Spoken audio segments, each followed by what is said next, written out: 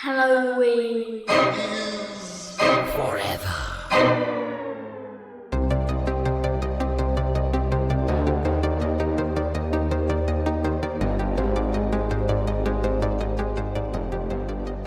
Everybody, please stand once again, as we always do every week without exception. Stand and proclaim the Sunnyvale Oath. Repeat after me. Sometimes it goes, sometimes it don't go. That's just the way it goes. Welcome, boils and ghouls, to a straight up mediocre minisode of Halloween is Forever. I'm Brian. Mids. I'm Steve. I don't remember if we talked about it on the. I know we talked about Sunnyvale and how we're confused about Sunnyvale being, bougie in this series, but I do remember that we did what we affectionately refer to as the Sunnyvale Oath on one episode at one point.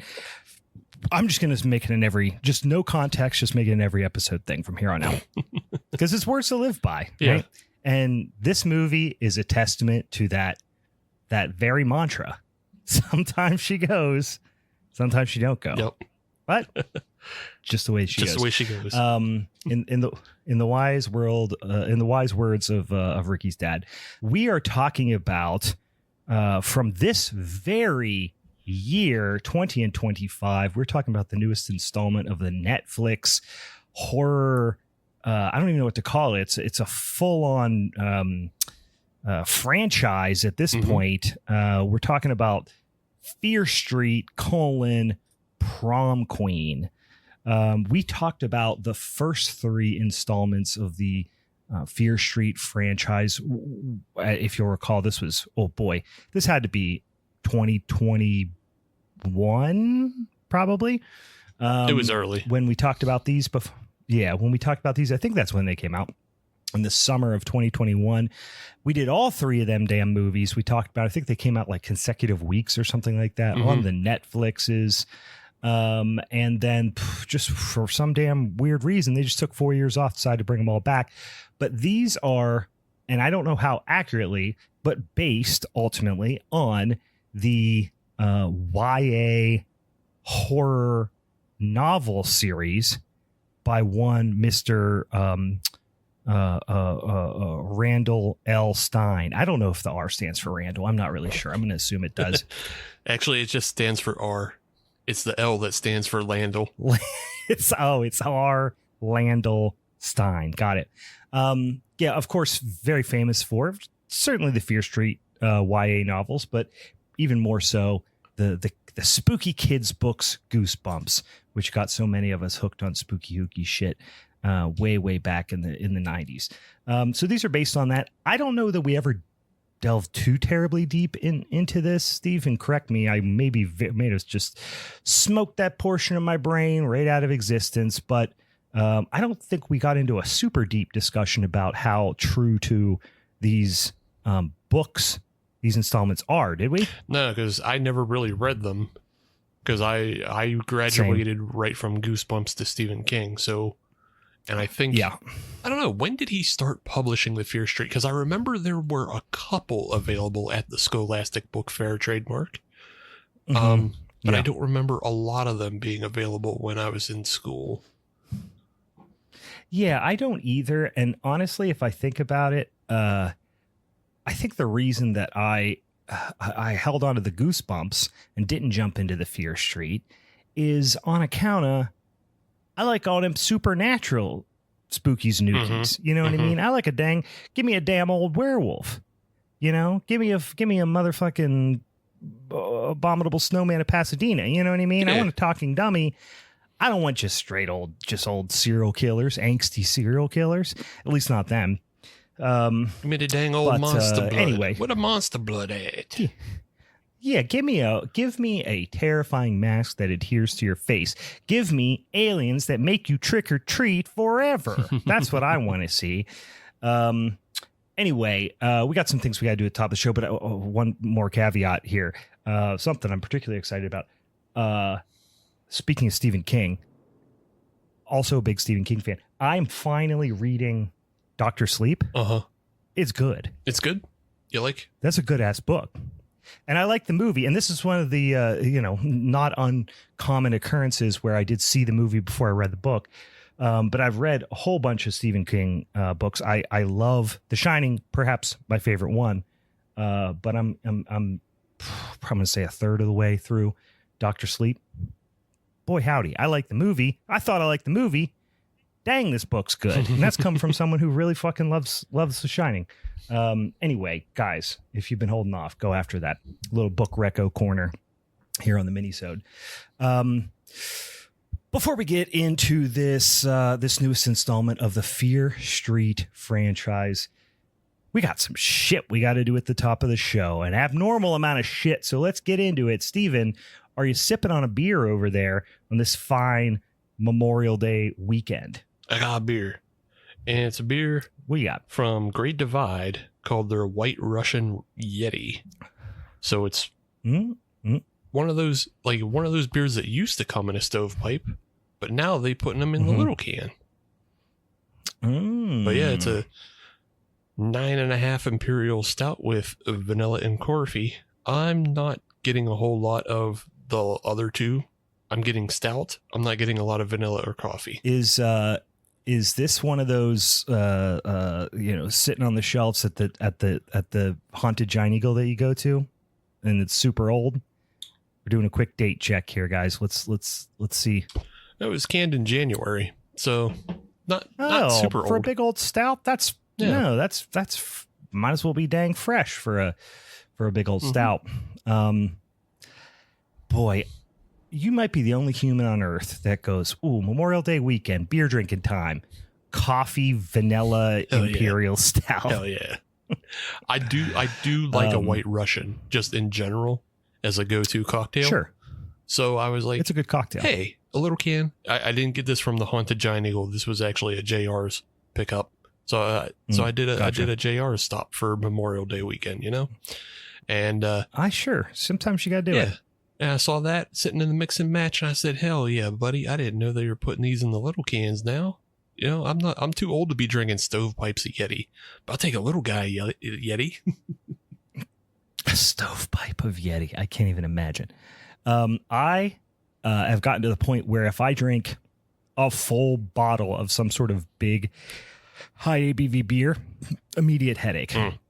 I drank a bottle of 2023, maybe it was 2022, Norwal, which is one of my favorite beers. Earlier this week, I want to say it was Tuesday night or something like that, immediate headache. And I don't know if it's just because I'm always on the verge of dehydration, but just those high ABV beers, boy, they just give me headache. I'm probably going to get headache from this one. It's only 7.5%. I am doing a little blast from the past here. A beer that I've drank a tremendous amount of in my life, but in recent years, I have not drank a ton of it, and I don't know why. Probably because I'm kind of not really on the IPA train very much in recent years, but this is just one of the creme de la creme as far as West Coast style IPAs are concerned. This is, I think, a multiple-time GABF medal winner, World Beer Cup winner, all that stuff. Headhunter from Fatheads. Yeah. Headhunter IPA. I'm working back through that IPA variety pack I was saying that I picked up. It's very out of character for me. Now, just in case you're worried that I'm going through some sort of midlife crisis and you're going, what the hell's wrong? What's this guy think he's doing drinking IPAs? I got a Summerfest on deck. Good for you. Right here. So I got a Pilsner. And then I also got this here Milk Pie Life on deck because I'm going to drink this 7.5% beer and then I'm going to go, give me some lager. I need some lager in my system to offset these hops are upsetting my tummy because I'm fragile old man. You need to rehydrate, like you said, you're always on the cusp of dehydration, and now you got to go work backwards. Got to get that MGD in your system. Damn, that isn't such a nice fucking beer though. Headhunter, fresh, fuck. That beer fucks. There's nothing else. You can't say anything else about it. That beer fucks. Always had, always will. A couple other things we got to do at the top of the show. I'll remind everyone once again, because I've been doing a terrible job of it lately. we not only do we want you to go follow us on the social medias at Halloween is Forever on any various social media platform that you want to find us on, go check us out over there. Or if you want to send us one of them old-fashioned emails at halloweenisforeverpod@gmail.com. The other thing that you might want to consider doing is going over to your podcatcher app. Maybe it's your Apple Podcast, maybe it's your Spotify's, maybe it's your Pandora, maybe it's your Stitcher or something. I don't know. There's other ones. If you go on there and you scroll down and it says rate this here podcast, if you give us the maximum number of reviews and then write a little review and it just says like, hey, these guys, all right, something like that. If you do that, you could slide in the old DMs and I'll send you a fucking bunch of stickers in the mail. How do you feel about that? I haven't asked for that in quite a while, but as we cruise on into summer, that means we are in pre-spooky season. So I'm sure we'll have some new listeners joining us in the coming months. So I figured I should probably mention that, more than one time a year. Also, Steve, do you want to let's do a little Patreon update. Let the folks know what we did already. This is our second time recording this weekend. Good God Almighty, we've been busy. Tell them what's going on over at the Patreon. Speaking of recording, before we get into our picks for the showdown. Yes, go over to patreon.com/HalloweenIsForever and you can get all the fun things that you can get from us as an extra little bonus to your life, an improvement. Porn. Drugs. Could be. Feet pics. Yes. Anything you want, it's over there on the Patreon. It's like, I don't know, maybe if you ask it and request illegal gambling. I'm needing. We'll make it work. It's anything goes over on the Patreon. It's kind of like that episode of It's Always Sunny with Frank in the basement, and anything goes in the basement, and they're all down there playing Russian roulette and stuff. That's kind of what the Patreon's like. That's what the Patreon's we're gambling about. with feet pics. Yeah. I don't know that there's any such thing as illegal gambling anymore. The fact that it's just... That's true. Pretty much all gambling's legal. Yeah, the fact that it's just advertised everywhere. You carry around a gambling machine in your pocket. I see gambling machines in grocery stores and gas stations. There's no such thing as illegal gambling anymore. Can't be. It is really funny how prevalent gambling has become in the last few months. Have you seen these videos of these kids on the social medias that go and gamble on the internet connected touchscreens on appliances at the appliance store? No, I haven't It's gotten to that hilarious. There's these kids, because kids are full on addicted to gambling now. I can't tell you how many people I've heard that are 10, 20 years younger than me. I broke up with my boyfriend. He was addicted to gambling. It's the most prevalent addiction amongst Gen Xers, way more than the booze and the drugs. It's fucking gambling, dude. It's it's an epidemic. You mean but Gen it's pretty Z. funny you to mean see Gen these, Z. These Gen X is older than us. Gen Z. Yeah, sorry, I meant Gen Z. I meant to say Gen Z.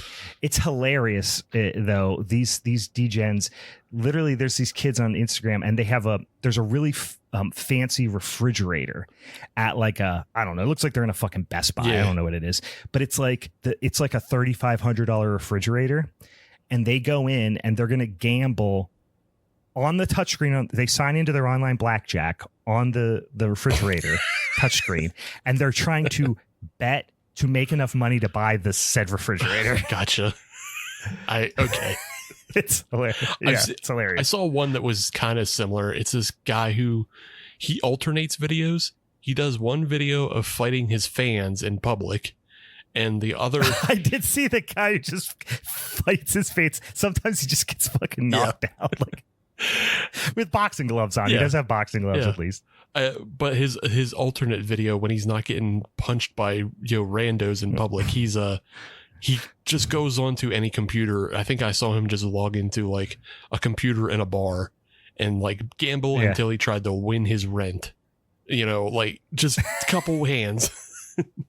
So it might be the same dude we're watching anyway. But it's so funny to have this new generation thinking that they're not only are they going to beat the house, but the virtual gambling house. You know what I mean? you are statistically going to lose. Everyone loses. And they're like, all I got to do is just be really good at blackjack. You're like, no. People have been doing this for hundreds of years, sir. Yeah. You are cooked. Yeah. Video blackjack is insane to play. Like, at least, and I think it's like maybe 6-1, but like real blackjack is the only one that you have a good chance of actually winning in real life. It's like the highest in the casino, they always say. Yeah. Video blackjack, you can't keep track of anything. You don't know how many fucking cards they're working with in the shoe or anything. They're just like, try your best. Let's see what we do. These kids, they're done. Yeah.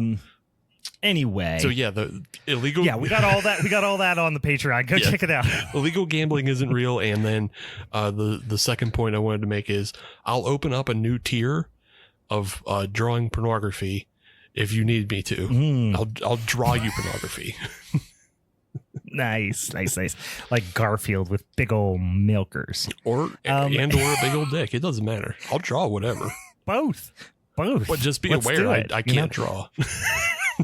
And sexy ladies' feet. I'm really into feet stuff today. But also, the real things that are on the podcast or on the Patreon, we just recorded our third installment in our most recent Patreon exclusive podcast series, which of course is 90s Forever. We're talking about forgotten 90s comedy movies that have horror ties. We already did all the weird right-wing Christian propaganda horror movies. We already did all the Fast and the Furious movies. Now we're on to these weird-ass 90s movies. And Steve, I don't know if you want to tease it any more than this, but I'll just throw out that the one we just recorded on Friday that I just watched is top 10 most unwatchable films I've ever seen. Yeah. I mean, this is like, it's not fish piss, but it's like, it's one of the most incoherent movies I've ever seen. The thing about Fish Piss is it's obviously just two dudes who have like no money and a lot of gas to huff making a movie. Yeah. Whereas the movie we watched, and we've talked about it before on other episodes, but we watched National Lampoon's Last Resort starring the Coreys. And the thing is, it has all of those kind of recognizable names of National Lampoon and the Coreys. And you go, wow, there was like time and money and like people thought they had like a vehicle on their hands of some sort. And they hired one of those screwball sex comedy directors. And it became one of the most loud, headache inducing movies I've ever seen. That is just, it's not funny and it's horny. It's horny in a way that like only a 10-year-old could appreciate. Yeah, it's horny like it's a live action movie, but I still fully expected at one point for one of the Corey's eyes to bug out of their head, their tongue to unravel, turn into stairs, like stairs you walk up and down, and just augas. They literally have, I think, augas. They have augas. Yeah, and it is, it's beyond bizarre. And if the opening credits do not give you seizures, the whole rest of the movie will. It's fucking insane. Yeah. So Dan in the chat, who you get to be a part of the chat if you are on the Patreon. Dan in the chat points out the movie is constructed of time, money, and cocaine. And that's one of the major themes through these 90s is Forever films is they all seem to be a little bit cocaine fueled. And people talk about how the 80s, those films were fueled with cocaine, but those movies turned out good. And the 90s, I feel like, is when the wheels started to fall off. And that's when everybody realized they started to have to go to rehab because they weren't making good movies no more. The only person who was still coke fueled making good movies was Don Simpson. Like that dude was yacked. It's like you take those same elements that Dan mentioned that are, inherently there in the 80s movies of the 80s, but then add this like 90s faux apathy. You know, like add the mentality of Daria, not the show, the character, into, but also have them high on cocaine and have too much time and money on their hands, and that's when you get this. Yeah. This is Gen X, Brian. This is the apathy. You know, the apathy of Gen X did not mix with cocaine because it made them think things and feel thoughts, but they didn't actually have any thoughts or feelings. Because as we learned later in life, they were all lead poisoned. They had horrible brain damage. Yeah, it was a generational poisoning of, you know, just silly brained people that just skated by, and they thought like, oh, nobody likes us, nobody's paying attention to us. And then we realized why nobody paid attention to them, because they had a bunch of stupid thoughts that fell out of their head. There was a whole bunch of it was just like, for some reason, I imagine just every Gen X, and I'm sure we have Gen X listeners out here. Sure. So I want to say that this is true, and you can't argue with it. I just picture the entire cast of PCU with brain damage. Yeah. That is what I picture when I think Gen X. Just think about all the people in that movie and what they turned out to be, and it's like, Jeremy Piven's like an annoying sex pest. David Spade is he's obnoxious in his own right. Jon Favreau might be the only one who came out of that like halfway okay, because he just directs Disney now. So yeah. This movie is bonkers, absolutely fucking unwatchable. You can watch it beforehand if you want to. I would urge you don't, but it is fun to hear us make fun of it. And just talk about how shitty it is and how everybody should be ashamed of themselves who are responsible for making it. So slide on over to the patreon.com/Halloween's Forever. Give us a couple 2-tree paper monies a month. And you can join. You can go over and listen to a fucking 100 extra hours of shit we got going on over there. All right. Let us get into our last bit of duty before we get into this movie. Believe it or not, we are right on the edge of May. We're on the precipice of June. This being, of course, Memorial Day weekend. So coming up very, very soon, we got our showdown episode for the lovely month of June. That's actually going to be, well, the episode right after this. If you've been following along at home, if you've been voting along on the social medias, you know that our voted on topic for the month of June, the winning topic, was Korean horror. We have done some Korean horror in the past, not this topic, but we've done Korean horror that fell under other topics. So, of course, those movies are off the table. We talked about The Wailing was one, The Host, also a couple of heavy hitters. I'm imagining one more, and Steve says I'm full of shit, but I swear there was one more. Anyway, those are off the table, but we're going to pick Korean horror for this month, or I'm sorry, for this upcoming showdown. So that said, I know Steve and I are on the fence. We've got a couple other ones going on out there. Steve, do we have a Patreon/guest pick? We don't have a patron/guest pick yet.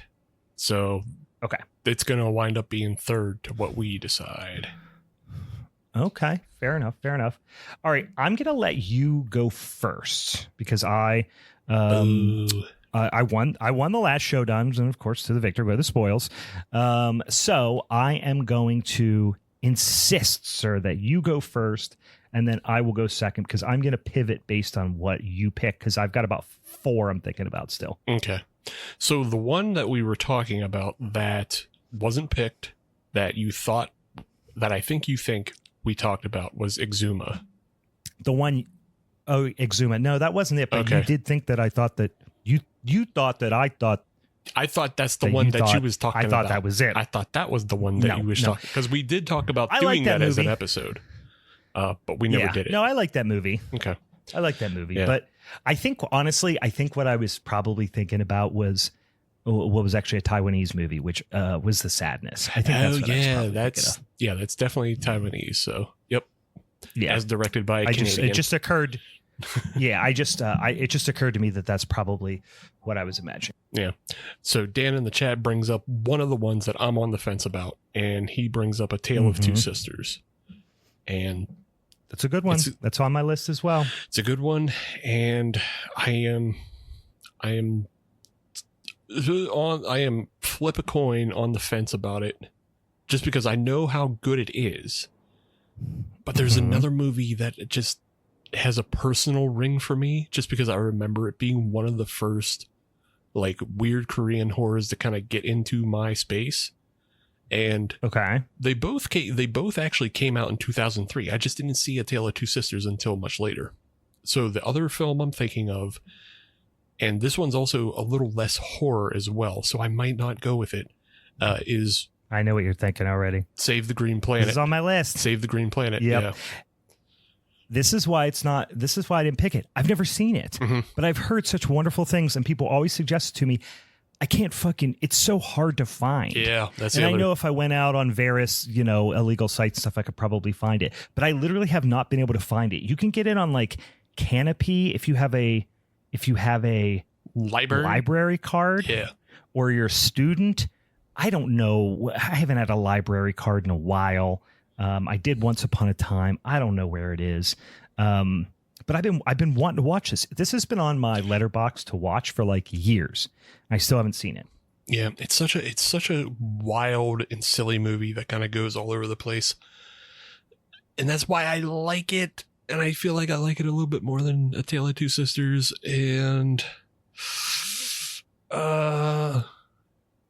I just don't remember how good it is. Like, it's all nostalgia brain for me at this moment. Sure. Yeah, I'm gonna go Save the Green Planet. That was my first instinct, and it's such a wild movie. It's like, it's funny, and it has aliens. We don't talk enough about aliens in this. We do a lot of ghosts and we do a lot of demons. Yeah, we don't do enough aliens. Sure. I like an alien. Yeah, I like an alien. Yeah, okay. That was one of my ones that I was thinking about picking, but I didn't get a chance to watch it because, like I said, I just couldn't track it down. I was literally looking online to like, hey, can I get a DVD of it delivered to me in reasonable time? And that's even kind of hard to find as well, unless you want to spend a lot of money. But all right, so that was on my list. Here's my other two that are on the list. Tale of Two Sisters, although is very good. I feel like, and I didn't know whether we're going to have a patron. I don't know if we were going to have a guest for next month. It's a slow burn. I mean, there's no two ways about it. That movie is slow. Great ending, very emotionally charged, all that stuff. I don't know if it's everyone's cup of tea because of how slow it is. I'm okay with slow. Not everyone's okay with slow. I have two other ones. Here are my other two. I Saw the Devil. Yeah. Which is great. And a lot of people will know that. That is certainly amongst the heavy hitters with The Wailing and The Host in terms of like most notable Korean horror films, certainly of the last, 20, 25 years. The other one is a little bit quirkier, but I really, really like it too. It's from 2009. Little vampire flick called Thirst.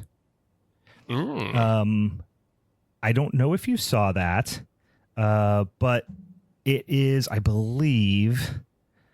Let me look. Let me make sure I have this right before I go shooting my mouth off. I have seen it. I think I have to remind myself about the movie. But it is... Yeah, so this is Park Chan-wook. He is also the director of Old Boy. Two of my favorite foreign films, two of my favorite films in general, but neither are really horror, so I kind of took them off the table for myself, which is Old Boy and Lady Vengeance, which are both really more... Those are like thriller action. revenge thriller movies than they are pure horror. So I wasn't thinking about those, but he directed both of those movies, and this is his more pure horror endeavor, which is Thirst. So knowing that you're going a little bit out on a limb and going with something a little kookier, I'm going to go with something a little out on a limb and a little kookier, because everyone's seen what was my, I Saw the Devil. I already forgot what I Saw the Devil. Yeah. Everyone's seen I Saw the Devil. If you've seen Korean horror, you've seen The Wailing, I Saw the Devil, The Host. Those are probably the three you've seen. Yeah. So I'm actually going to go with Thirst and go with a little off kilter pick. Yeah, that's not bad. I think that's probably the right choice, because even though I love I Saw the Devil, it's 2 hours and 10 minutes. It's long. Yeah, I'd be lying, but you know what? So is Thirst. Yeah. Thirst is like same length. Yeah, okay. So yeah, I don't think I actually have seen Thirst. Just looking at the trailer and some of the images, they're not clicking with me. So I think I'm thinking of a different movie. But yeah, I Saw the Devil is pretty long, and I don't want to say it hinges on its ending, but its ending has a bigger punch when you haven't seen it before. So yes. Yep. And this is Park Chan-wook. All of his movies are 2 hours plus. Or 2 hours ish at least. Mm-hmm. Like I'm looking through Old Boy's over 2 hours. Lady Vengeance is just a hair below 2 hours. Well, this is the only one I haven't seen on this list is Stoker. I don't know what that is, but that one is a little bit more of a typical. Has Mia Wasikowska in it, which she's a pretty lady. She that's a real creepy way of saying that. She's a pretty lady. She's a fox. But all of his movies tend to have a little bit longer on time, but they're paced so well, and it's fun. You're gonna like it if you haven't seen it. Sure. I'm sure I'll like it, because I do like the rest of his films. Save the Green Planet is also 2 hours, so. Okay. Yep, all right. Yep. You got to tell me where I can fucking find this movie as well. That one might be. I'm sure I can find. Maybe. I was looking myself just now, and it seems like it's only Canopy, so it might be a little bit of a fire up the old VPN situation. Yeah, perhaps. Kate has her library card handy. I'm sure we could do it that way. Anyway, we'll figure it out. That's a tomorrow Brian's problem after all these beers. So once again, we are going to be talking about Korean horror. Steve's going to be talking about Save the Green Planet from 2003. I'm going to talk about Thirst from 2009. And then the Patreons, we're not quite sure yet, but you might be, if you're one of them people who like to watch all the movies ahead of the showdown, you might want to sneak on in there and see Tale of Two Sisters if you haven't already, which is right around the same time, right? Tale of Two Sisters, like 2010-ish? It's like 2003, 2004. Oh, is it earlier than that? Yeah. Okay. Good, yeah. So we're all in the first decade of the 2000s, which is kind of a fun coincidence. Okay. Now, let us go ahead and get into a discussion of Fear Street Prom Queen. I'll be honest with you. It was not on my radar that they were bringing this back. I know that they left it on a little bit of a open to do more of them, but weird to. I mean, I think the first ones were probably shot before the pandemic and then released during the pandemic, early stages of the pandemic, and then to just randomly wait 4 years later and release one that's loosely tied. You know what I mean? Yeah. The whole universe is loosely tied together. But as we talked about, the towns of Sunnyvale and Shadyside, which is confusing to us for a couple of reasons we've talked about 4 years ago, which is Shadyside is a historically, somewhat affluent neighborhood of Pittsburgh, and Shadyside is the slums in this. And Sunnyvale, when I think Sunnyvale Trailer Absolutely. Park from Trailer Park Boys, which is of course anything but affluent. Yeah. So it gets me all confused. We're all turned around. our gentrified Gets my crackers brains all mixed up. Our gentrified crackers are in the wrong spot. Yeah, exactly. But yeah, so we got the idea of this two areas of the town. The high schools have like come together. So you've got, the affluent, it's a bit of a Pawnee Eagleton situation as well for you Parks and Recs fans out there. The characters here, the main protagonist is Lori Granger. And we had some information about were the Granger family and any of the other ones before this? I can't remember. There's a lot of stuff about like, different families and their history in these towns and all that stuff. I can't remember. I don't think there was anything about the Grangers in the previous ones, but similar themes, perhaps affecting different families. But we've got this. So it's set in 1988. So we went from 1994 to 78 or something, and then back to like the 1600s in the previous one. Yeah. And then we slapped this right into 1988, which feels weird. Like it feels like, guys, aren't we a little bit on the? And listen, you never hear me complaining. We got goddamn Billy Idol. We got some great 80s fucking jams, some bangers, some radio bangers on this, which I do remember talking about now before the first three movies. These are perhaps some of the most like needle droppy movies in the history ever made. Every 5 seconds is a needle drop. Like half of the fucking budget went to music royalties, I think, for this thing.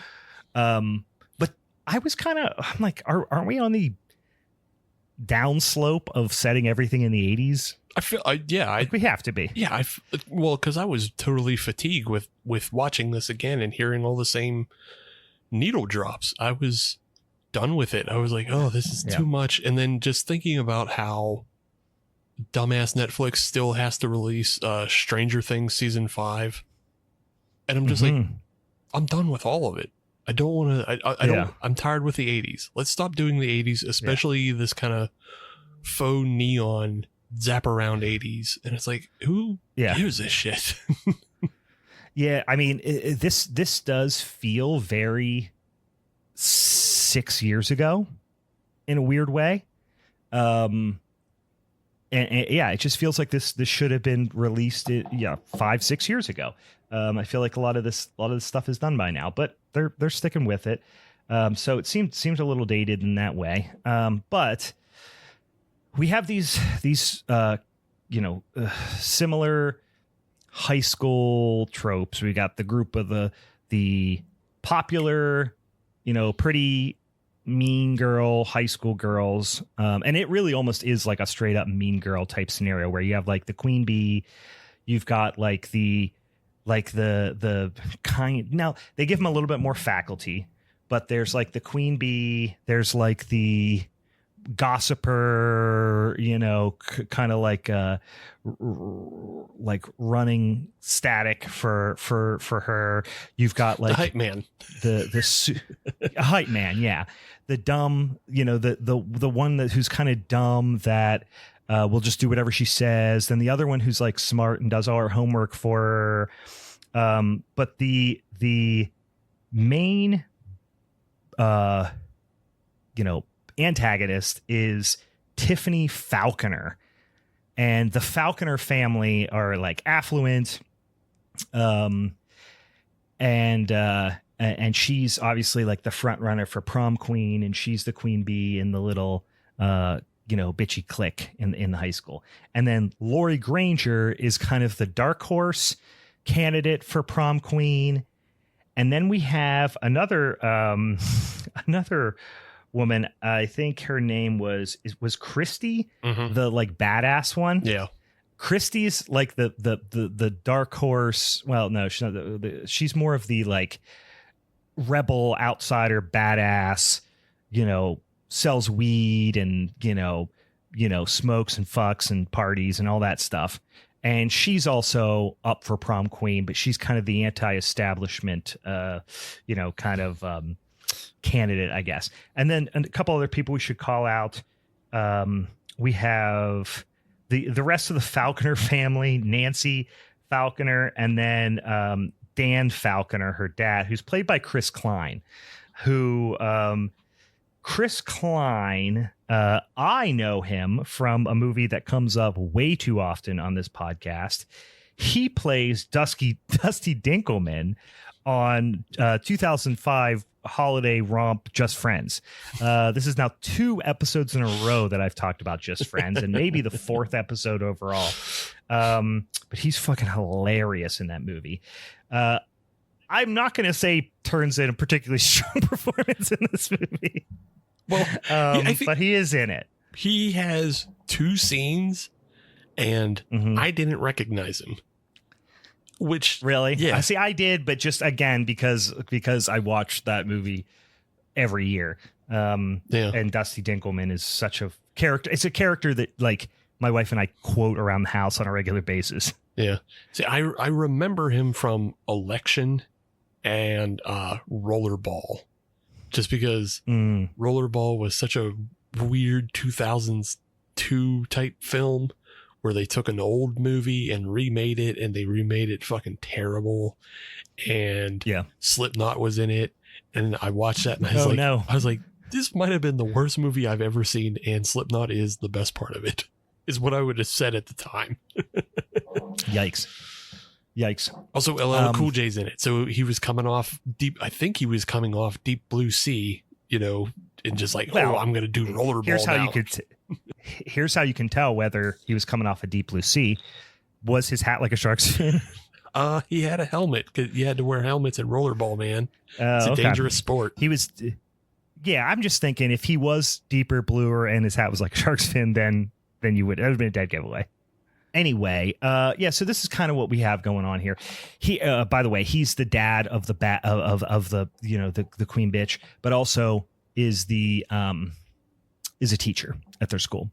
Lastly, I should mention Megan. She is the like a gothy horror nerd that is Laurie's best friend. Yeah, and a little bit of like social kryptonite too, a little bit for Laurie, but she's like loyal to her. She's her best friend, but she's like, she's eccentric. She pretends to cut her hand off in like the opening scene in the school. It's pretty wild. Let me ask you this. Did you think at any point they were casting a red herring on her as being the killer with, one, like you just mentioned, she's into horror special effects makeup. So she could have been a co-conspirator that made like an effect to throw off somebody. But also she has this, maybe I read into it too much, but it feels like she has this unrequited love thing going on with Laurie.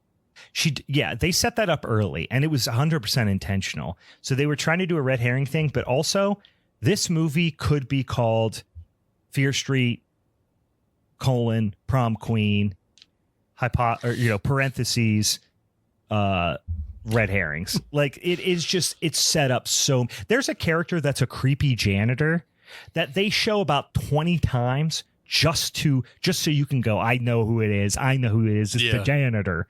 Of course, the janitor never has anything, janitor. He just shows up in the background and makes a creepy face a few times. They set up the principals, both the principal and assistant principal, as red herrings. That one of them super religious, and her. Then they set up her son who goes to the school as a red herring. Like they literally have about 8 irons in the fire here as far as red herrings are concerned. So it does feel very giallo whodunit, and I'm sure if you talk to the director, which we didn't talk about, this is directed by Matt Palmer, who did not direct any of the other Fear Street movies, by the way. He directed Caliber from 2018, which looks very familiar, but I don't know if I saw it. It was also on Netflix. 2014 short film called Gas Man, and then another short film from 2006. So this is really, he did that Caliber movie in 2018, for Netflix, wrote and directed it, and then this is like his second work, really second feature film, and both, you know, written and directed by him and produced by Netflix. So, but getting back to why I brought him up is, you could tell this is a very giallo influenced. It's like they're trying to make an 80s teen slasher, which of course the Fear Street books, I believe, were very much, that's what it was supposed to be, like a teen slashers for teens. But there's a big giallo element here, not just the masked killer, but also the like slicker jacket. It just feels very giallo. You know what I mean? Even the director himself has come out and said, like, he was very much inspired by the film Alice, Sweet Alice. That's where the rain slicker comes from and everything. Even though the killer in that is wearing like a baby face mask and a yellow rain jacket, it's still the same thing. He wanted a cool, stunning visual to put out there, a memorable killer. Yeah, it couldn't be less memorable. That's the thing, is like really, really failed miserably in that department, because the mask is just a super generic, like it looks like it's made of like, almost looks like it's made of like marble or something, but it's like a person mask, right? Let me bring up a picture of it so I can better describe it. It looks like something that would have been in the scene of Scream 2, where they're putting on the play that everybody's harassing Sydney in the play, and they're wearing kind of the stone choir masks in whatever Greek tragedy they're putting on in Scream 2. I forget. I was going to say this feels like some sort of Greek tragedy was exactly what I was going to say. But yes, I forgot about that scene. That's what it looks like. It looks like a Greek like bronze mask, but it's a little bit more like, but it looks like it's that of like a really old person or something. Yeah. Like it's got a lot of creases and wrinkles in it and stuff like that. And then you get the red rain slicker, and it's just like, I don't know. Did that do anything for you? For me, I was just like, yeah, I already forget what he looks like. It didn't do anything for me. And then, like, especially with the way it ends and the reveal of the killer and why the killers were doing it. Yeah, spoiler alert. We're going to spoil. This is a new movie, so we probably should say, like, we're going to spoil the hell out of it. So, do with that information what you will, but do what you want. But there's more than one killer, and the reveal falls flat, and it feels like, well, whatever. And I don't particularly care. Like, it feels like we'll never see this killer again. And it just doesn't, I don't know. It doesn't have the punch. It misses the punch. Like all the red herrings we talked about feel, with the exception of Megan, I was still like, okay, maybe she's in on it somehow or some, because she was the only one that had any kind of real motivation of being like an unrequited love, and her motivation to kill everybody else to give Laurie the happy ending is like a thing that would happen in a giallo film. But sure, everybody else, Lily Taylor as the religious principal, she never comes off as like Marcia Gay Harden's character in The Mist. So you never really believe. Yeah. Oh, I didn't even realize that was Lily Taylor. Yeah. I didn't even make the connection. Yeah. But yeah, you never feel like she has that kind of evil in her. She just wears a cross. So you're supposed to be sus of her, I guess. And her son gets bullied a little bit. And also, yeah. Yeah. He was a weak red herring, but also like the other Click girls, which is called the Wolf Pack, by the way, is the Click. There's a couple of them that survive till later on that you're also set up to think like, oh, maybe it's them, right? Specifically like the one kind of brainy one. Anyway, that's not what happens. The Wolf Pack is kind of, mean girls. You've got your Gretchen Wiener, and you've got your oh God, I don't even remember what the fucking other ones are. Like, it's very much that type of dynamic to the group. We learn pretty early on about the Granger family's past. Lori's mom is a cop. Her dad's dead. Her dad was murdered, and the whole town thinks it was the mom who did it. But she was never convicted of anything, and the Granger family are definitely of a lower socioeconomic status than the other girls in the wolf pack, and they're constantly like tormenting her about your mom's fucking crazy, the Grangers are all crazy, your mom killed your dad, blah blah blah blah blah. They are the fucking janitor is the funniest red herring ever. It's so transparent what they're trying to do. And I almost would have liked this movie more if they just would have made it be the janitor, because the janitor, there's a scene where they're at the movie theater and he's just like sitting behind him, like at the movie theater. You're just like, what is that dude doing? And then like, he's always just like giving people scary eyes. He does literally nothing else in the movie. So he's the most transparent red herring ever, but I would kind of like it if they were just like, no, fuck you, it's him. It would have been double twist. I would have accepted it if it was like he was getting paid.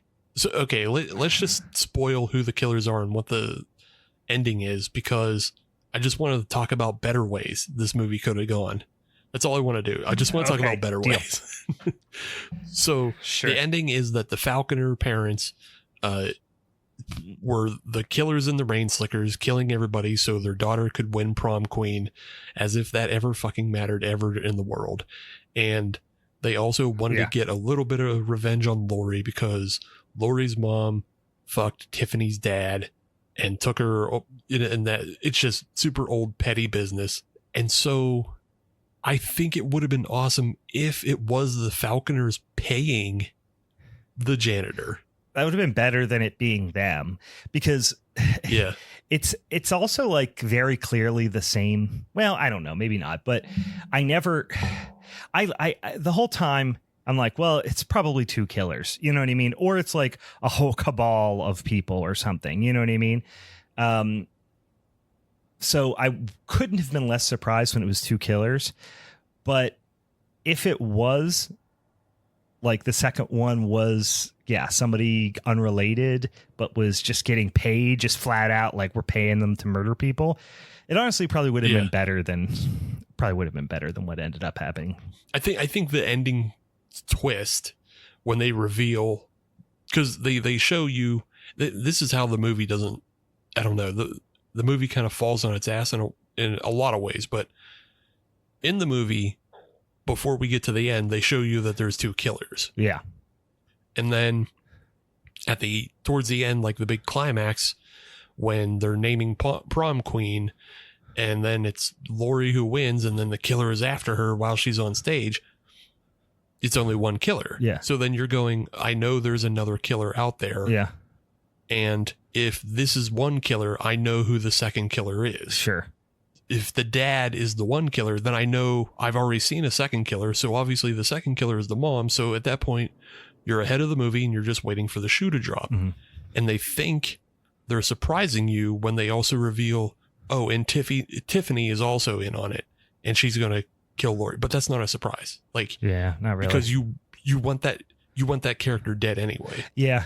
Like you wanted her, like you just give the green light for her to get killed. That is all it is. They try to set it up as like, oh, it's going to be one of those redemption things where it's like she's going to get her medicine is her having to admit that, oh, she was wrong, and Granger, what the fuck is her first name? Lori was the better person all along, and then she's able to like turn the other cheek type of thing. But they were laying it on so thick that within about 30 seconds, you're like, no, obviously the mom is in on it and Tiffany's in on it. Like This is Right. this is obvious. They're rolling over. They made them so supremely hateable that they're rolling over too easy. Yeah, exactly. Yeah, they roll over too easy to try and be sympathetic. And so that's why I think it would have been a lot better if they pay off the janitor and they don't show a second killer in the school. Yeah. It's just the janitor killing all the competition in the school. Then the janitor gets caught at the last moment and Laurie still wins, but the Falconers are like, oh, we'll take Laurie home and we'll care for her or whatever. Yeah. And then that's when you reveal we were paying him the whole time. And then Laurie has to fight the entire family and like has this, incredible brawl with all three members of the family through the house. You know who I thought it was? I was actually holding out to hope that it was going to be, I thought it was going to be Spider, who was just the random like stoner dude who was like nice to Laurie once, but then also is like the kind of, I don't know. He seemed like the lighting guy or something at the prom. Yeah. So he was always just like hanging out in the wings, getting high. I always thought it was going to be like Spider, and it was going to be an unrequited love thing, Yeah.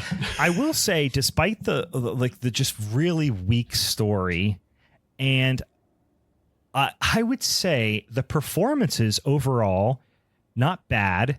I will say my least favorite performance is probably Laurie. They just don't give her a lot to say.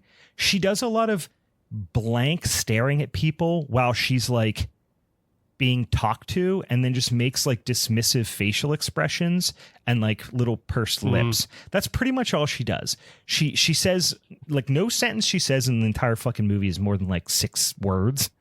It's just they don't give her a lot to do. Whereas like the bad girl, like the wolf pack, like Tiffany especially, is, I thought, great. She really is great at creating this hateable, shitty, mean-spirited character. Megan was okay. I thought the shitty girls, that everybody hates, I thought that they were overall really good. Yeah. Tiffany really channels fucking Judy from Sleepaway Camp. Oh, big Judy energy. Hell yeah. Big Judy energy. Yeah. But who's the other? I don't think I caught the character's name. But she's the one that's running around with the little lapdog boy, and they're handing out the flyers and they're like, vote for Tiffany. Which one was she? Was she Linda? I don't think it was Linda, or was but maybe it was. Was it Melissa? Melissa's the wavy-haired, black-haired girl who kind of stands up to her at the end. But then ultimately, she has the falling out with her and she throws the drink on her at the end, and, she has to take her dress off and she's in her little outfit. Like, yeah. I'm pretty sure that is Melissa. That's Melissa. That's Melissa. Yeah. I think this other character I'm talking about is either Linda or Claire. Oh, Claire. Yeah. Claire is the one who gets her leg chopped off at the end. It's like, you fucked Claire. up everything, Yeah. Yeah. Claire's like Claire, the suck up, try hard. Yeah, she's such a little toady, and then she has her own other little toady. Yeah. In that creepy kid who's following her around. Mm-hmm, mm-hmm. Yeah. Yeah. I like those two characters because they're so just like hench. Like they're just like little henchmen. Yeah.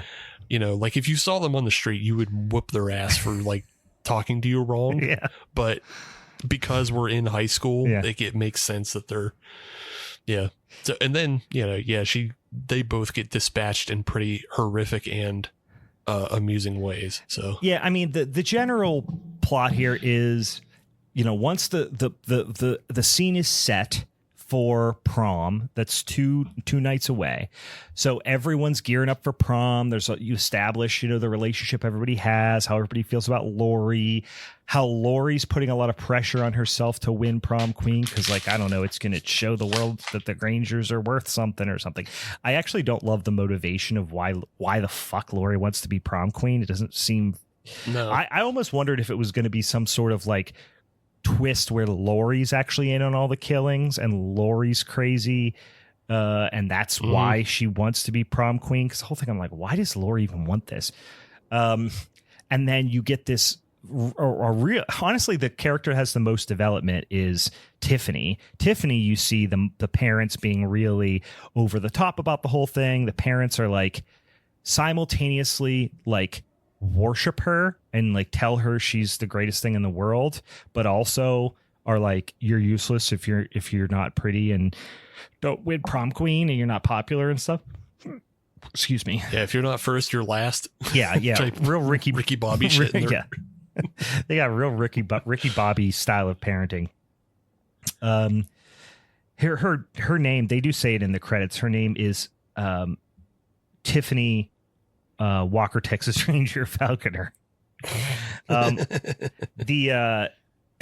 We get a somewhat surprising thing early on that kicks off the killing, which is the badass girl who you kind of thought she was being set up like she's going to help Laurie take down the wolf pack. She's the first one to get offed. And you keep seeing this yearbook that has the prom court in it, and somebody's crossing off the faces in the yearbook. So she's the first one to go. We barely learned anything about her. We should say Laurie is also having a bit of a flirty situation with Tiffany's boyfriend, who couldn't be more forgettable. I don't even remember what his fucking name is. Tyler? Is it Tyler? Who cares? None of the boys are memorable at all. Yeah. Except for the one Judd? wolf pack. Yeah, Judd. He kind of rules. First of all, he gives a playlist to the DJ and says, if you stray from this playlist, he says something terrible he's going to do to him, but I forget. He threatens I think he threatens to kill him multiple times. Yeah. He's a real piece of shit, but he's pretty funny. And then later on, he gets a real spontaneous kill too. Well, let me get back to what I was saying is a lot of these, there's really not very many memorable male characters at all. It's really about Tiffany versus Laurie, and then the other kind of Wolfpack characters just kind of come and go. So, everything's set up for this culmination on prom night.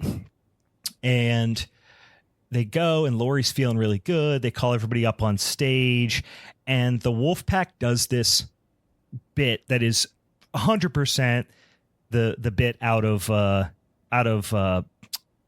Mean Girls, where they come up on stage and do like a sexy, creepy dance on stage, but they're all wearing like American flag one-piece bathing suits. And for some reason, everyone's just really eating it up, and that's like the beginning of the end for Laurie's, like, what she's kind of, her little bit of confidence that she had. During this scene, too, I have it on the background right now. There's a lot of threatening people via dance in this movie. Yeah. They break out of their little dance sequence to like have a little mini dance off or propose a little mini intimidation dance off with Laurie. And then later they do a full on announced dance off, which is the stupidest scene in the world. But this leads me to a question, because I didn't remember this about the first ones that much. I remember the first ones being just like, okay, well put together, high production value, mediocre slashers. I didn't remember any of the other ones really having that YA feel as much as this one does. This one feels like a horror version of Mean Girls. And it's it's much more comedic. It's much more silly. It has much more. It has many more like R.L. Stine type beats where it's like something insane happened. Chapter break. Next page. just kidding. That wasn't real. Like, that's the most R.L. Stine thing you can do. Yeah. Is like, and then a werewolf came. Turn the page. It was just a mask. You know, he did that every book. Right. Okay, this is for little kids, right? And this one, like with the chop in the hand in this classroom, and then she pulled out her head, and you could just imagine how that was written. Turn the page. It was a fake cleaver the whole time. I don't remember that stuff as much in the first 3 movies. Am I misremembering that? Because I don't remember them being as YA corny as this one. Yeah, I don't remember as many like comedic beats as well. Because there's some definite like pause for laughter type stuff in this. Yeah. Like the guy keeps going, wowza. Yeah. They set up a wowzer line twice. Yeah. And like once when they're doing, and this, I don't know, man, maybe it's just because I'm 40, but that scene didn't feel great to watch, where it's just a bunch of high school girls doing sexy dances. Yeah. Yeah. High school girls doing sexy dances in bathing suits. And then they cut to the balding principal going, wowzers. And it's like, ugh. Ew. It's like, yeah. Well, they were setting him up as another red herring because he was kind of a perv. Right. Like he was a repressed perv. So they're like, oh, here's the weird churchy lady. Here's the repressed perv. Here's the unrequited best friend lover. Here's, you know what I mean? It's just like they're peppering in so fucking many. Yeah. So they set that up and then they come back to it for a pure comedy moment where he loses his arm in the fight with the killer. And one of the students yells out, hey, principal, whatever his face is still alive. Well, here's your arm. And they drop his arm in front of him and he just goes, wowzers, and then passes out like, whoa. Yeah, it's wild. The one thing I will say about this movie is they don't pull any punches as far as just like the gratuitous slasher violence. Mm-hmm. And they do some pretty cool stuff with it, honestly. Mm-hmm. A mix of practical and CGI stuff. Yeah. But it all feels pretty good, silly, but fun. I was on board when the redhead that we're talking about, which we couldn't remember what her name is in like the art studio with the boyfriend. And he's I guess he's really only like the second one to get it. Well, it's her. She gets her guts cut out, mm-hmm. which is like a pretty mediocre gut spilling scene. I've seen a lot better gut spilling scenes. But him getting both hands chopped off, I can't say I've ever seen this. This was a pretty creative scene where he gets both hands chopped off with the most terrifying piece of equipment in an entire school, which is, of course, the paper cutter. And I remember as kids, the paper cutter was off limits, and people treated the paper cutter like it was like a loaded automatic rifle. Like if you walked near a paper cutter, the teachers would be like, Jesus Christ, stay away from that. You know, what are you doing? Don't look at it. Don't look at it. Yeah. This kid gets his hands cut off with the paper cutter, both hands cut off with the paper cutter. And then during his attempted escape, runs to the door. The door isn't even locked, but he can't open it because he doesn't have any hands. So he's just like sliding stumps his wrists on it. I can't say I've ever seen that before. No, that I was totally on board. Like, even though I had been checking out a lot, I got totally back on board. And like, that's the one thing this film, and I guess the series overall, is kind of good for. They're good for at least one or two like surprising, and this one's even a little silly, but like Mortal Kombat type kills. Yes, Mortal Kombat for sure. Yeah, because this is also the series that had that girl get put through the bread slicer, the deli slicer. Yes, I completely forgot about that one. Yeah, that was a great one. The bread slicer and just chunks shot everywhere. And then, honestly, right after he gets both of his hands cut off, the face smash against the like shatterproof glass is really good too. It looks really good. The way it splinters, it looks very forceful and violent. Like, I thought it was an excellent job. We do have a couple other, ones that are obviously more like CG that are not amazing, but they come out of nowhere and also are a little bit funny. Like when what's his? I already forgot his name. The kid with the ponytail that Judd. That Judd. I want to call Judd. Bud the Judd. He is downstairs with his girlfriend, and he has stolen his like a necklace of his mom's.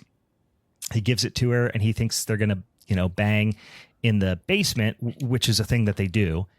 And he's like, "Come on, baby, let's And all of a sudden, fucking circular saw to the face, or like it's like an angle grinder or something. I forget what it is, but like power tool to the face, sneak attack. And don't get me wrong, loved it.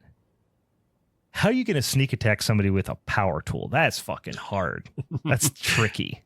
It has a spin up rate, and that's what they don't account for. You should have been able to hear the spin up, but you don't. It just comes and it's already running and it already goes through. So I don't know. Yeah, circular saw or side angle grinder, I forget, right to like the jaw, which was fun. Yeah, I mean, overall, it's a lot of misdirect. It's a lot of, again, I can see it trying to do that American Giallo thing, right? Now that you said it, like the influence of movies like Alice, Sweet Alice, where you're setting up people who are going to get killed. You got to give them a reason for why you want them to die. That's just a very, very Giallo-y type of thing. I mean, modern slashers as well, American slashers, which were obviously in a lot of ways influenced by Giallo films. But yeah, I feel like this guy was a little bit more, I'd say, loyal to the subject matter in the sense that it's a YA novel. It felt closer to that. But in doing so, I didn't like it as much, I think it was closer to the YA stuff, and that it doesn't bother me as much when they're still doing like over the top violence. But overall, there was one, because it's Netflix, and we talked about this with the first 3 Fear Streets. There's a lot of fucking second screen time built into this. Oh yeah. And 2, there's just like some dumb shit that they say in the script, and the script doesn't make any sense, and it doesn't like, don't do that. One of them that like just nagged me forever was when Melissa is in the bathroom after she changes out and she's, back in her bathing suit. I know what you're going to say. Yeah. She's running around and like she gets confronted by one of the killers. Yeah. And at this point, we only think it's one killer. And then she goes to run out and is confronted with a second killer. And she says, "No, that's impossible." Yeah. How is that impossible? Because you're not in on the plan, stupid. Yeah. So at first, when I saw that, I thought it was, oh, that's the little wink, wink, nod, nod to say that she was involved and she's getting cut off. She's a loose end that's getting cut off. You know what I mean? Because she's in on the murder plot. She's been talked into murder plots because she says earlier something about like, I know where the body. Well, not her. No, it's that the was other another friend one. says, I know where the bodies were buried. But I thought that would suggest that like, oh, the wolf pack has killed people before. That's what I thought that they meant. But then after the reveal later, and it became clear that like, no, it's the parents. I think the idea was the guy was right behind her. She opened another door, and now he's there. And she is too stupid to realize there's 2 killers. And the audience wants to hope that the director wants to think that the audience is too stupid to realize there's 2 killers at this point. So we're supposed to think that like, he teleported. How did he do that? Oh, wow, it's 2 killers. And it's like, I guess they could potentially, like, are they just assuming that Gen Z hasn't seen Scream yet. Like, and two killers Right. is revolutionary. Yeah, it just didn't make, I don't know, whatever that was trying to do, it didn't play. And I was like, yeah, whatever. Like, I don't, like, that's a terrible line. And it was. Should have changed it. Should have changed it. I think they were trying to do hey, we're nodding to something incredibly clever that we're going to do later. But obviously it was pretty hackneyed. I'll say the last 20 minutes, like, at least moved relatively quickly, but they like to do the whole, hey, twist, and then a twist after the twist type of thing. Mm-hmm. And you saw that coming for a long time. And especially when you're watching at home, you could see the runtime very easily. Like, I think it removes you from that a little bit. That said, the real climax to me, and the best part of the movie, was the run up to when you realize it is the dad, because he's lurking in the shadows the whole time, hanging out in the basement. They get like reveals when Megan and Lori are in the basement and they start finding bodies simultaneously. Obviously, Lori sees Tyler get killed. Mm-hmm. But they both learn about, hey, there's corpses at the same time. They run upstairs and they're like, oh, we're about to exit into the safety of this big giant group. And the killer just throws caution to the wind and chases them into the prom in full murderer regalia with an axe. And instead of going like, oh, I need to play it cool and slink into the shadows, he just starts hacking up kids, just hacking them up like they're firewood. The one redheaded girl that you were mentioning, she comes up and is like, hey, you're not supposed to be here, or something. He takes her leg off at the thigh. By the way, he treats this wood axe like it's a straight up medieval executioner's axe, like clean cutting limbs and heads off. Like, I mean, it's more like a lightsaber the way he clean cuts a lot of these kids. It is. Yeah. It's the sharpest and most accurate fucking axe swings of all time. And then there's another. Is it a Hattori Hanzo steel? Yeah. He turns after that and cleanly cuts off a kid's head. Like, straight up, just like it's spinning in the air. He cuts it so clean. I was surprised they didn't cut to a second shot of it landing in the basketball hoop and then they have the buzzer go off. Yeah, like that would not even been that far out of the realm of possibility here. And then they ultimately, of course, do the big reveal of who it is. Megan saves Lori, then Lori saves Megan. Yada yada, whatever. Eventually, they all jump on top of Mr. Falconer, pull off the mask. Hey, look, that's him. The mom's acting very shocked. Tiffany's acting very shocked.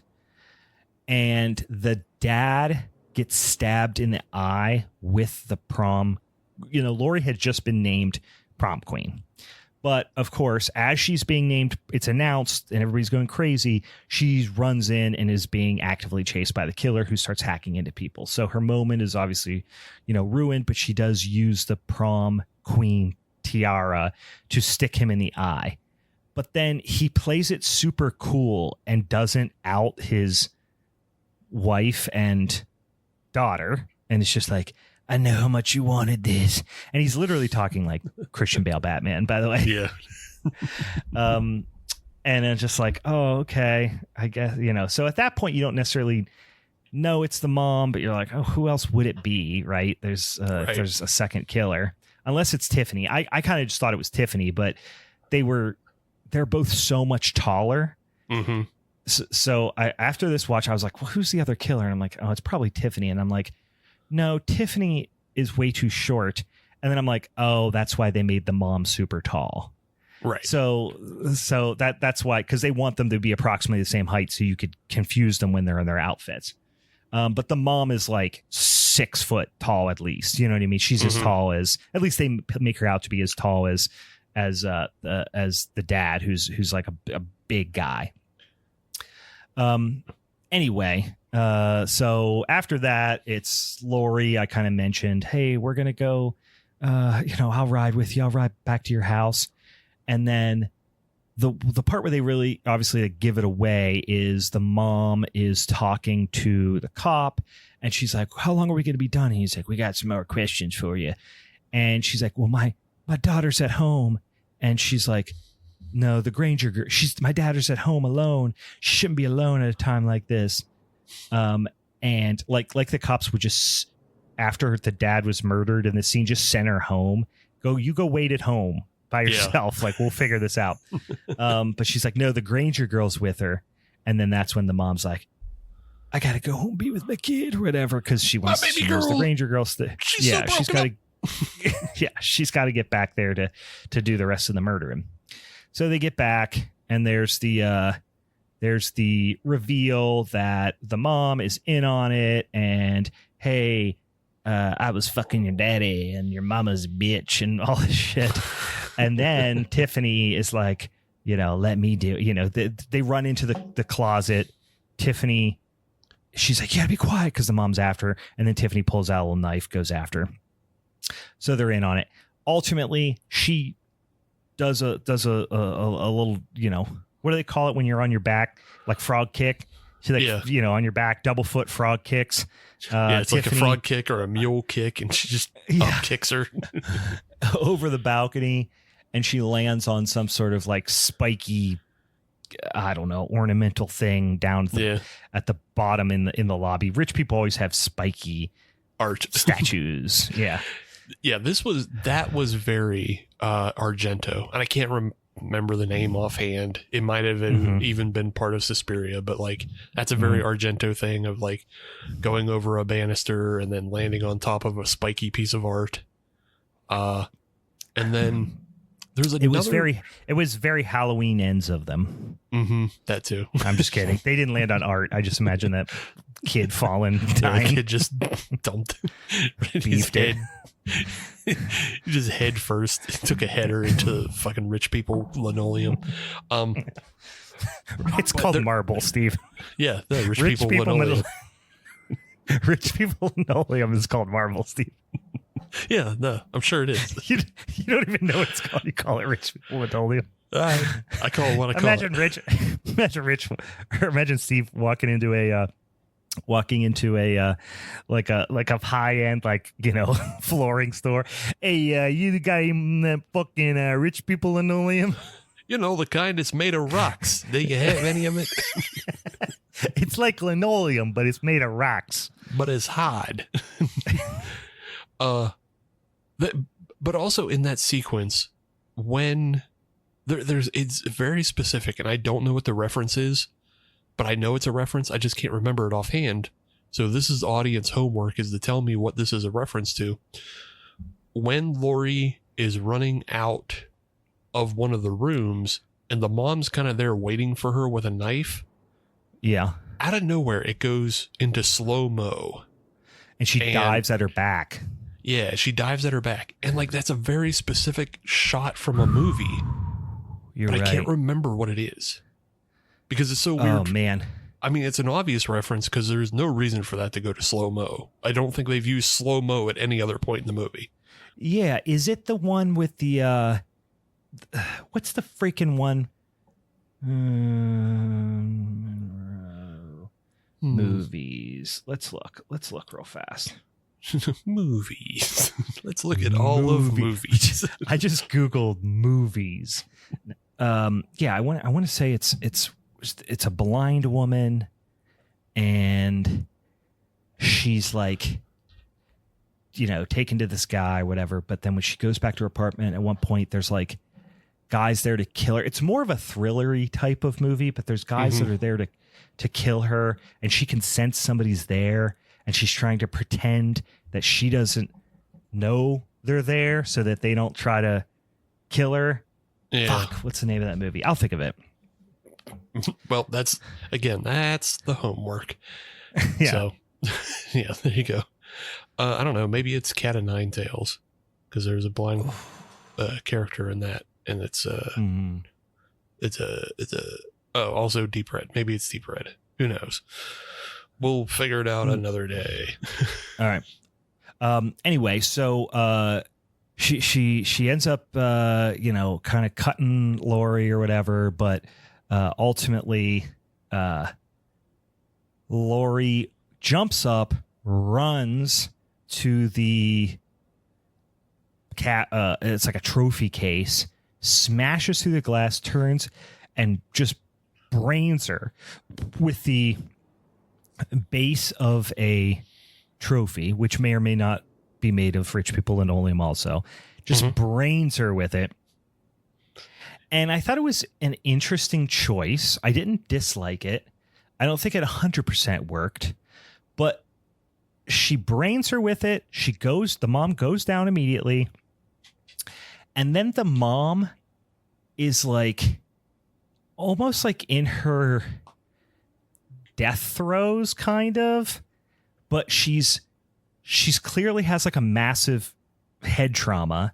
So she's kind of like rambling too. Yeah. But she's still like alert enough to like do class warfare on Lori. It's like, I don't know. It doesn't 100% work, but I liked her like still spitting venom at her, even with her like her brains goo, Yeah. It's kind of hard when you've just given the person CTE to take anything personal of what they're saying, where they're just babble goobing and like, you Granger's never about the shit. Yeah. Well, it's also like, I mean, I get it. She might have really clocked her good with the corner of this heavy trophy or something, but the reaction, it feels like she should have hit her a few times to get that type of symptom.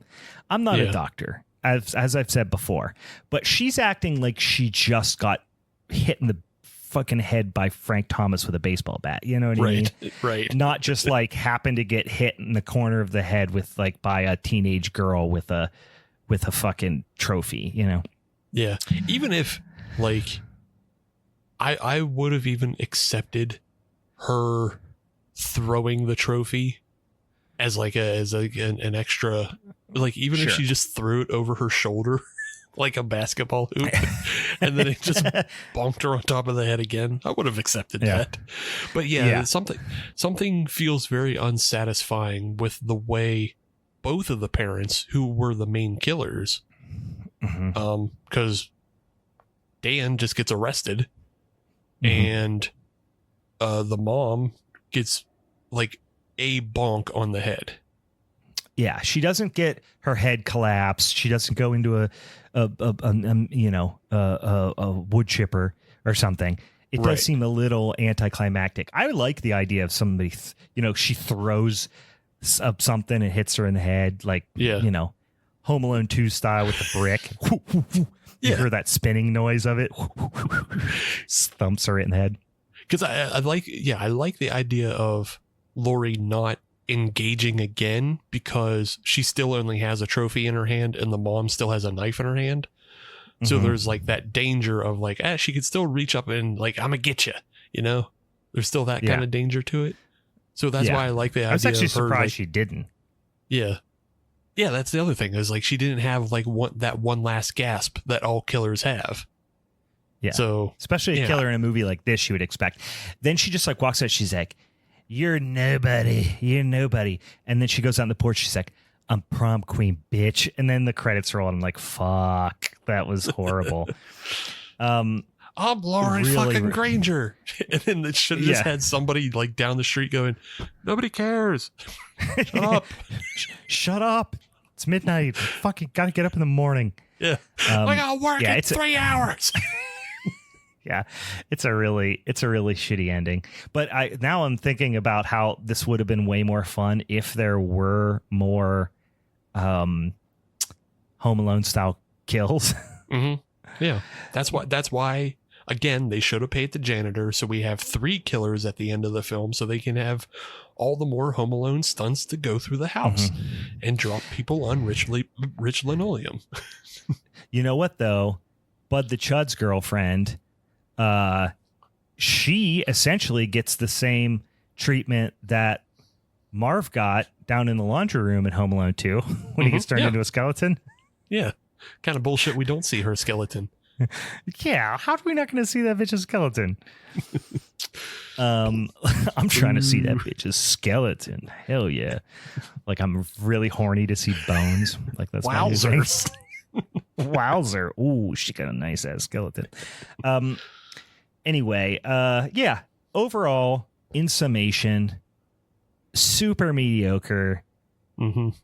But you know what? Perfectly fine, entertaining, exactly what I'm expecting from a Netflix YA slasher in every sense of the word, with slightly above average fun violence. Yeah.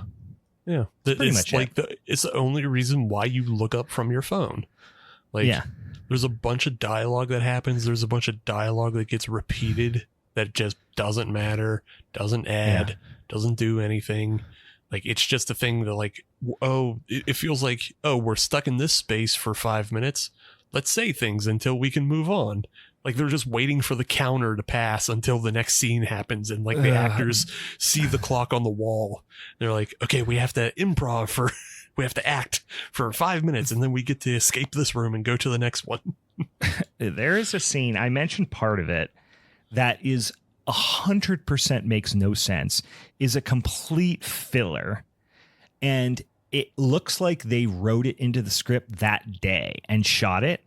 Is after Lori had just, Tiffany had just like really gave her the business in, like, they were in like a back room area, remember? And she was like really leaning in on her with her mom. And she was like, that's when she first had the little, bit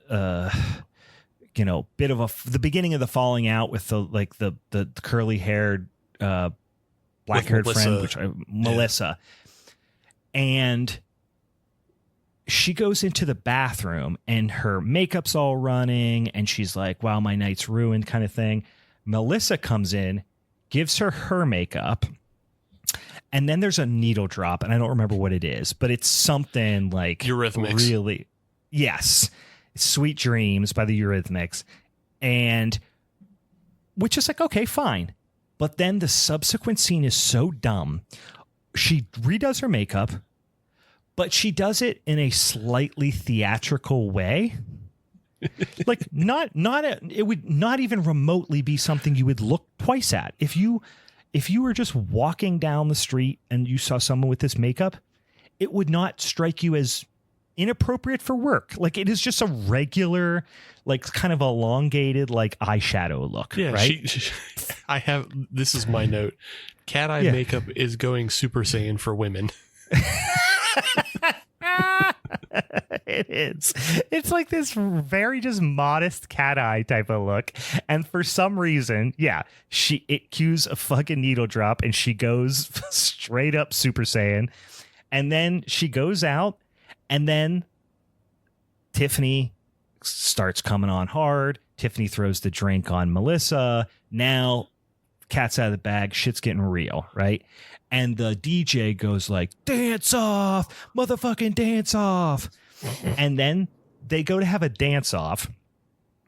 And Tiffany starts doing these wacky ass dance moves, but like late 80s, whatever stuff. And for some reason, Lori starts doing these like weird, sexy ballerina-y, like, It's the cringiest dance I've ever seen in my life. And everyone's acting like it's not. And I mean, part of it's supposed to look like Tiffany is blowing it because she's really losing her grip on the situation. She starts doing like wild punching dances and stuff like that. And everyone's kind of like, ooh, Tiffany, the fuck? Yuck. Meanwhile, Lori's doing even cringier stuff. Lori is doing like girl having her first like mushroom experience at Coachella dance. Yeah, she's doing a whole lot of shoulder roll and fish dancing in the aisles of fish type bullshit. Yes, and it's like, what the fuck is happening? this whole sequence is just a time filler. Yeah. And I can't believe they left it in the movie. It doesn't make a whole lot of sense. Upon reflection, it didn't make sense to me at the time, but I think upon reflection, the idea was that Tiffany got drunk off the spiked punch, and that's why she couldn't dance at that point. But what's Laurie's excuse? Exactly. Yeah, it's like, but the other thing is we already saw Tiffany do a choreographed dance, and then she tries to bring those moves back to this dance off. And what it really feels like is you're watching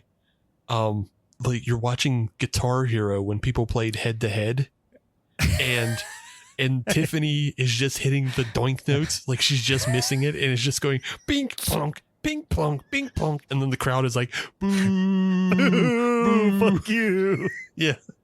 And then Laurie's on easy mode, just doing shoulder rolls, going, oh yeah, I'm winning it. I'm killing it. I'm killing it. She's just doing more than a feeling over there on easy mode.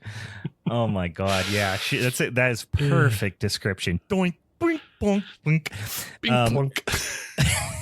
Yeah. Boo. We hate you now, Tiffany. We loved your dance before, but now you suck. Tiffany, you made us think that you were good at dancing. What happened? Get new material. Oh man. Yeah, it's a fucking pitiful sequence. All right, I'm now watching. Yeah, I'm watching for the second time the sequence that you were talking about where Melissa gets it in the locker room and she sees both of the killers. And it's more clear now what they were going for, but it's also really poorly executed. She runs around a corner, throws a trash can down because the killer is on her heels. But the trash can thing kind of works. So she gets to the door first. And when she opens the door, he's on the other side of the door. And of course, she's too stupid to realize there's a second killer. She just goes, instead of going, how, what? She stops, backs up, doesn't look behind her. Yeah. Is almost backing into the other killer and goes, that's not possible. Yeah. And so it reads, and maybe this was their intention, but it's reading like, oh, is she in on it?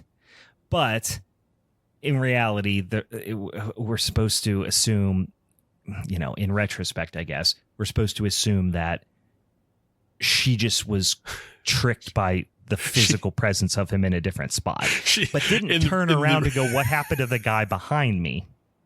In the reality, Melissa just has the object permanence of a baby and can't imagine that there's two people. I thought you didn't exist anymore. No, but it would have made more sense if she turned around to run again, saw them both simultaneously and went, what? That's what, huh? Yeah. But no, she doesn't. She just looks at the second one, says that's, yeah. So, but that's it. That's, I don't know. That's the fucking movie. Is there anything else I forgot? I feel like I hit the main discussion points I had. Yeah, no, you got everything I had notes on. The only thing that fucking got me is, again, just back to Judd threatening that kid to fucking fight him. And the whole thing is Judd has curated this playlist, and that playlist includes Cruel Summer by Bananarama and a whole bunch of other like kind of girly music. It is not something you would expect Judd to curate. No, I was like Judd's playlist kind of rips. Like, I love fucking Cruel Summer. Like, come on, dude. Like, he's actually playing fucking he's playing fucking jams. But when you look at Judd, you think it's just gonna be like tier yacht 1 rock. Pantera songs. Or just like, weightlifting, 80s jock weightlifting songs, which is a little early for that. But you get what I mean? Like, I just thought it was going to be like fucking Van Halen and just like only like speed metal shit that he does like coke and like lifts weights with his buddies. But yeah, it's like, what are you afraid the other guy's going to play? You know what I mean? Exactly. Which, after Judd gets it, there's still needle drops, obviously. And the Eurythmics isn't that, Sweet Dreams is not that different from Cruel Summer. I put them kind of in the same category. 100%. I like to use, I like to listen to. So like, yeah, what is Judd against? Let's do a real quick rundown of the needle drops in this movie, because there's so fucking many of them. Sure. While you try to find that, Dan did want to point out that for all of the 80s-ness of this movie, only one character had an 80s hairdo. It's like that's fair enough. Yeah. Nobody really looks like they're in the 80s in this movie. Nothing really looks like it's in the 80s. They put on like a shitty video filter when we see things through a video camera. They put on a shitty 35 millimeter filter when we're for the rest of the movie. And yeah, it's mostly just the needle drops that are carrying the 80s-ness about it. Yeah, I'm looking through here. We got a band, which I swear they've come up before. A band called Power Glove. Yeah, so Power Glove, they write music apparently for a lot of like horror and sci-fi and video games. Yeah, they're not. I think I've even seen them in concert. They're not an actual 80s band. They just they do sound like shit. Yeah, they're I was gonna say they did movies or songs for the new Devil May Cry, that movie, or is it an anime? Isn't it an anime that's on Netflix? It could be the anime that they did. Hobo with a shotgun as well, but ABCs of Death. Yeah, they just do things that sound like 80s. Are You Ready? Henry Wilson in the Blues Note, Teenage Confession. Let me see. There's bigger ones. Oh, yeah, it's a White Wedding by Billy Idol. That's a big one. You got Another Thing Coming by Judas Priest. Never Gonna Give You Up by Rick Astley. Let's look. What else? Cruel Summer by Bananarama. Yeah, The Look by Roxette, which like both of those, both Bananarama and Roxette are on Judd's playlist. Mm-hmm. And I think We're Alone Now by Tiffany. Mm-hmm. Self-Control, like Laura Branigan. Yeah, Duran. And that was the interesting one where like everyone went nuts. Like all the kids went nuts when Hungry Like a Wolf played. Yeah, right, fine. Well, I think it's because their mascot in the school is a wolf, so that's why they go nuts for it. So here's what I kind of thought, because I did find this kind of interesting, is because these are all the ones that Judd wanted to listen to. These are radio songs, right? Yeah.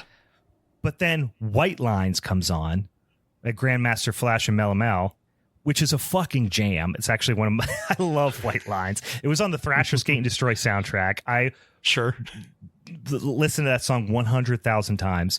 That's what the DJ wanted to play. Because he was didn't he say like it was like Funk Master or something on his podium? So he wanted to play more like hip hop, kind of like old school MC dance hall stuff. And then the jocks were like, no, we're just playing fucking radio hits. I forgot about that version of Gloria by Laura Branigan, actually, until I heard it on here. I hadn't heard that in a long time. Yeah, so you get it. A lot of 80s pin drops, and honestly, or needle drops, and also I don't know. I didn't hate it. It's gratuitous, but it makes more sense because they're out of school dance. Like, right. I feel like when that happened in some of the other ones in the series, we were just like, good Lord, how many more times can we hear a needle drop while kids are riding their bikes? You know what I mean? Like, it's just getting over the top, but they're out of school dance. It makes sense.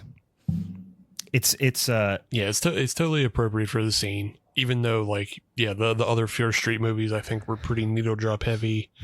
Mm-hmm. And I guess just a lot of this is me comparing this not to Fear Street, but to Stranger Things, because Stranger Things is so full of doing faux 80s and doing needle drops. And it's just like, all right. Yeah, I think it's just that stuff wore out its welcome a while ago. I think the 80s, as much as I love that shit, like the 80s, glorified 80s neon day glow stuff, which is not even really you know, I don't know. Doesn't it obviously the kids that are watching this weren't alive. You know what I mean? They weren't alive for 20 fucking years until after this stuff was over. So it's just like they're just looking for a general aesthetic thing. But I feel like horror movies set in the 80s are about where the zombie subgenre was 10 years ago. Yeah. Where it's just like, guys, we're done. We need to give it a rest for a minute. Yeah, we got to let it recharge its batteries. Move it along. Just find something else. Especially like that TV show that came out, Satanic Panic, I think did a better job at like representing the 80s because it downplayed it a little more. It was more suburban. Things were a little more brown.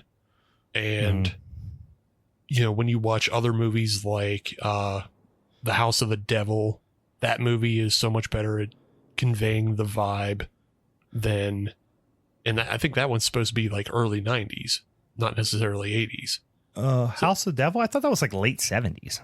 Late 70s, early 80s. Maybe it's late 70s, early 80s. I think I was thinking it like it's a cusp type film, but yeah, sure.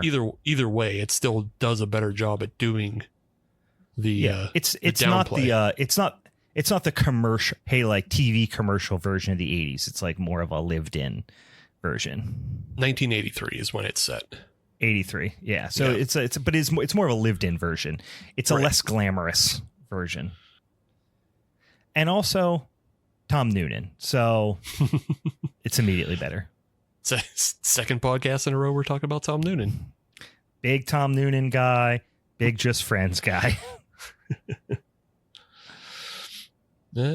Yeah, that's it. I don't got anything else on this movie. Watch it or don't. I don't give a shit. Go fuck yourself.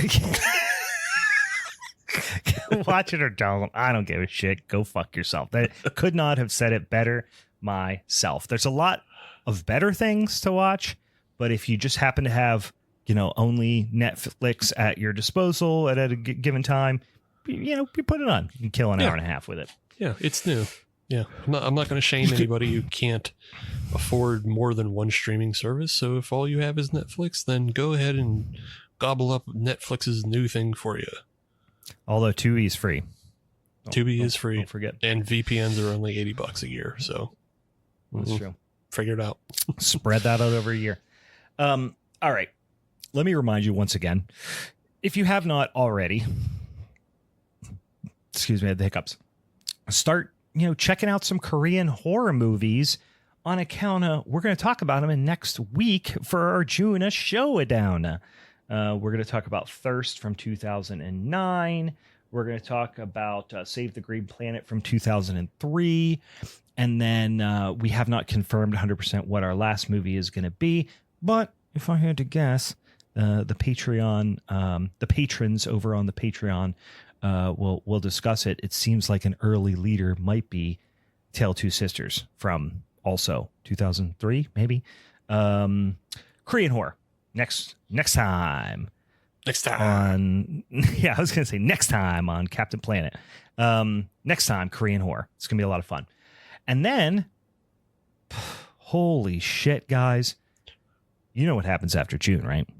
July, you guessed it. July. Let's start talking about July 4th horror. Let's start talking about some summer vibe type of horror, right? I don't know if Steve, if you share the same tendency. I tend to have how shall I put this? More bandwidth for garbage in the summertime than I do in the winter. In the colder months, certainly when Halloween hits, like prime viewing season, you got to get all the classics in. I'm watching all the movies you would expect to watch around Halloween time, right? Then right into Christmas season, I'm a huge Christmas horror fan, so I got to get all the ones in that I'm going to expect to watch. And then after that, you're a little burned out, so you're looking for like hidden gems type of stuff. The spring, early spring, late winter fucking blows. So I'm looking to watch good movies. I'm looking to watch high quality films. Like I've been on this Michael Mann kick lately. I've been watching fucking award nominated movies. It's starting to get warm out. It's summertime's right around the corner. Give me some fucking trash. Give me some Give you the garbage. Garb. Give me the garbaggio. That's what I'm looking for the summer, and that's what I'm looking to watch in June and July. So if you have some great summer fucking trash, slide into the DMs on Instagram. Slide in over on the threads or wherever the hell you're going to find us on the Facebooks, and provide us some suggestions, because I'd like to do some of those for our showdown. I'm sorry, for our minisodes rather. Yeah. So I got one. Okay. I've been holding it in my vault of punishment films because it stars somebody you don't like, and I don't know. Right. And the movie's never come up, so I don't know that you have ever seen it. So I've been waiting to just unleash it on you, but maybe I'll just say, hey, we're going to do this one day in July. And all right. I like that. Can you tell me who the person that I don't like that's in it? Nah, because you'll just be able to find it. I don't want you to find it. Okay, all right. Fair enough. You'll just be able to find it. All right. Anyway. But it is a very summer vibe movie, though. So okay. Yeah. Well, this is one I'll throw out there as well. This is not a summer vibe movie, but I watched this recently and I was just like, motherfuck, this is the exact type of hidden gem that I'm looking for in, this is early May, mid-May when I watched it. This was just like a week or so ago. And it was like fucking 40 degrees and it's mid-May and I'm just pissed off. You know what I mean? And I watched from 1981, Southern Comfort. Yeah. Holy fuck, was that fun. Holy fuck. Such a fun movie. Such a great cast. If you like Deliverance, it's definitely got some Deliverance vibes. If you like a gator bait, it's got that. It's a little less exploitation-y. Yeah. It's a lot less exploitation-y than gator bait, but it has that backwoods killer hillbilly bayou type of vibe. Yeah, the bayou. Got that bayou vibe. But holy shit, Southern Comfort. It's on Shudder right now. It's streaming a lot of places. I can't believe I've never seen this movie before. I never even heard of this movie before. I had a fucking blast with it. So that's a hidden gem that I've uncovered recently. That and let me reiterate, that's not what I want to hear from you about. I want to hear the hidden garbage. I want to dig 10 feet deep and find a turd and polish it and go, well, maybe there's a diamond in it. Nope, it's turd the whole way through. Nope, all the way turd. Yeah. Let me brush away this turd. Oh, it's still more turd. Oh, no, it's still more turd. All right. Anything else before we wrap this sumbitch up? That's it. Well, thanks for joining us once again. Join us next week for Korean Horror Showdown. That's going to be a lot of fun. In the meantime, for the Halloween is Forever crew, I'm Brian. And I'm Reggie, because everything's mid. Mid. Smoking that Reggie. All right, bye.